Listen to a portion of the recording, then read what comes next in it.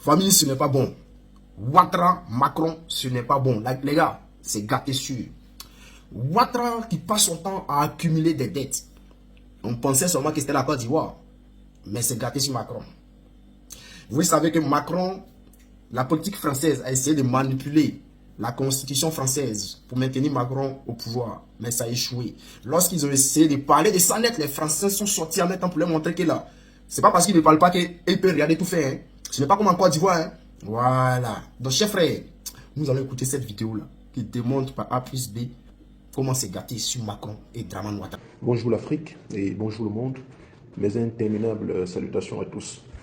Je fais cette vidéo très rapidement pour vous faire part de la dégringolade de la France sur le plan politique à la fois national, continental et même international. Pourquoi sur le plan national? Parce que vous vous souvenez, il y a de cela quelques jours seulement, les grandes institutions spécialisées dans le contrôle de la dette ont fait des rapports et le dernier rapport effectivement indiquait que la France était en très mauvaise position relativement à sa dette extérieure. Ça c'est un. Sur le plan continental, vous le savez, aujourd'hui la France a perdu beaucoup de plumes, elle a laissé beaucoup de plumes en Afrique, elle a perdu beaucoup de partenaires et de territoires qui jusqu'à hier étaient sous son contrôle du fait de son entêtement à ne pas sortir de cette politique d'intimidation, de pillage, d'imposition et tout ce que vous savez. Jusqu'à hier, le Mali était avec la France, elle n'est plus avec la France. Le Burkina, qui était avec la France jusqu'à hier, n'est plus avec la France. Le Niger, on est en train d'assister à un rallongement. Je vous rappelle que, pour ceux qui ne le savent pas, le Tchad est aussi en train de basculer dangereusement dans le giron russe. D'ailleurs, je pense que le ministre des Affaires étrangères russe il est, je pense même déjà à N'Djamena, dans le cadre d'une visite officielle avec le président tchadien Mahamat Idriss Déby Itno, sous la recommandation du président russe Vladimir Poutine. Donc j'ai cité ces pays-là, j'ajoute à ça la Centrafrique, il est même passé par le Niger, je parle du ministre des Affaires étrangères russe, avant ça il était à Guinée-Conakry.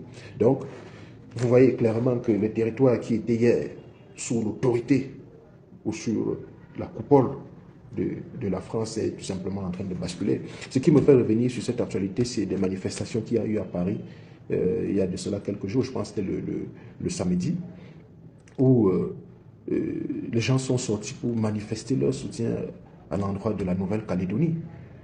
Hein? Et c'est où je vous disais qu'effectivement, au niveau international, la France est en train de dégringoler, parce que ça sont des territoires d'outre-mer où la France, au même titre que l'Afrique, a maintenu sa politique de pillage, d'imposition, de domination, de contrôle. Hein? Et aujourd'hui, les choses ne marchent plus comme ça. Les manifestations ont envoyé des messages forts pour apporter leur soutien au peuple calédonien avec des messages très forts, je le disais. Donc, il est désormais clair que l'entêtement de la France l'a conduit dans une impasse. Une impasse aujourd'hui qui fait que d'ici 20 ans, je pense que c'est beaucoup 20 ans, dans 10 ans, je parle en termes de puissance.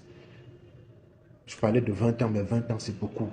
Au regard où les choses évoluent, au regard de l'évolution des choses, je pense qu'il sera difficile pour la France de tenir encore pendant 10 ans pour complètement se voir diminuer, effacer sur la scène internationale. Et ça, elle aura voulu.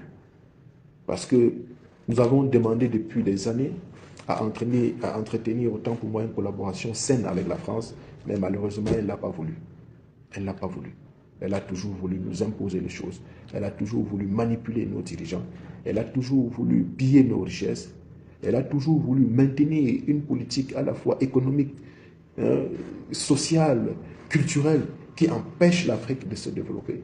Je ne vais plus revenir ici sur la question du franc CFA, qui est une monnaie coloniale qui empêche près de 14 et 15 pays africains de se développer. Donc on ne peut plus continuer à accepter ça. On a longtemps dévoyé, on a longtemps bataillé, mais la France, elle a refusé de nous écouter. Aujourd'hui, les résultats sont là. Elle est en train de dégringoler avec la prise de conscience des jeunes leaders qui sont en train de se lever, de la société civile qui tempête, et des peuples, de manière générale, qui sont en train de comprendre les mesquineries, les manigances, les manipulations de la France. Et donc, c'est dommage pour la France. ben, les choses ne vont que de pire en mal, et ça ne sera que comme ça.